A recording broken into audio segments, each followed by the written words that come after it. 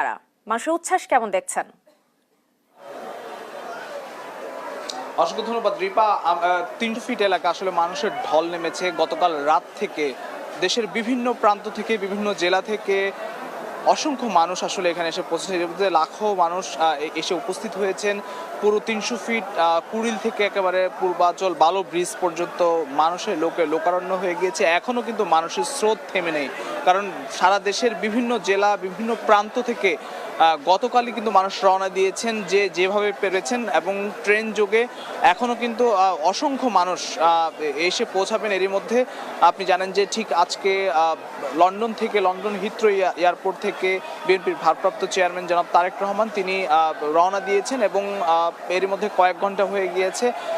দীর্ঘ এই জার্নিতে তিনি প্রথমে নামবেন সিলেট বিমানবন্দরে, এবং সেখান থেকে তিনি এসে ঠিক 11টা 35 মিনিটে বাংলাদেশের ঢাকা হজরত শাহজালাল আন্তর্জাতিক বিমানবন্দরে এসে পৌঁছাবেন। এবং বিএনপির ভারপ্রাপ্ত চেয়ারম্যান জনাব তারেক রহমান 17 বছর পর তিনি বাংলাদেশের মাটিতে পা রাখছেন, এবং তাকে অভ্যর্থনা জানাতে, স্বাগত জানাতে জাতীয়তাবাদী দল বিএনপি এবং বিভিন্ন তার অঙ্গ সংগঠন যেগুলো রয়েছে সেই অঙ্গ সংগঠনগুলোর নেতাকর্মীরা তাকে অভ্যর্থনা জানাতে এখানে জড়ো হয়েছেন। এখানে প্রায় লাখো কর্মী কিন্তু এখানে এসে উপস্থিত হয়েছেন।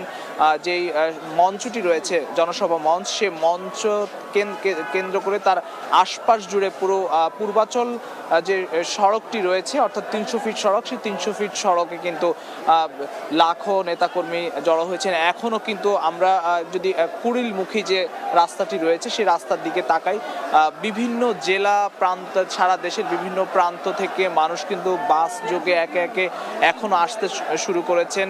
সারা রাত কিন্তু সেই তীব্র কুয়াশার মধ্যেও কিন্তু মানুষ এখানে অপেক্ষা করেছেন কখন নাগাদ বিএনপির ভারপ্রাপ্ত চেয়ারম্যান, যিনি 17 বছর পর দেশের মাটিতে